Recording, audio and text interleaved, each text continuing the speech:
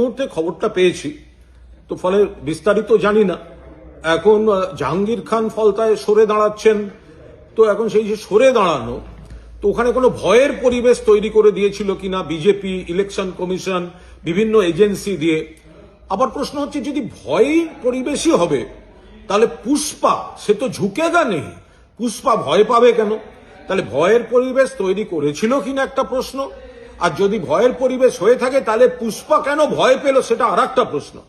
আমরা এই বিষয়ে এই মুহূর্তে আমরা এটা বিশ্লেষণ করছি, সব খবর নিচ্ছি বলতে পারবো না। তবে এটা ডায়মন্ড হারবার মডেল এরিয়ার অন্তর্গত, ফলে এখানে অভিষেক বন্দ্যোপাধ্যায়, তিনি মাননীয় সাংসদ, বিপুল ভোটে ওখানে জিতেছিলেন। নিশ্চয়ই তিনি বিচার বিশ্লেষণ করছেন, ও ব্যাপারটা উনি বলতে পারবেন।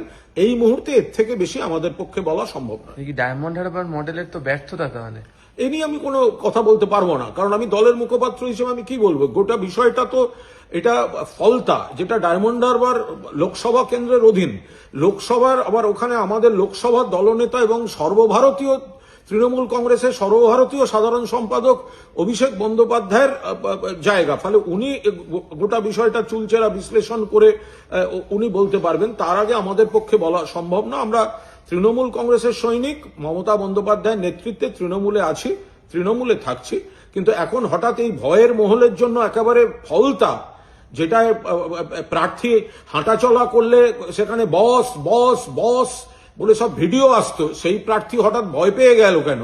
সেই প্রার্থী হঠাৎ এই ধরনের ভিডিও দেখা যাচ্ছে কেন? এটা তো দলের পক্ষে খুব ভালো বিজ্ঞাপন নয়।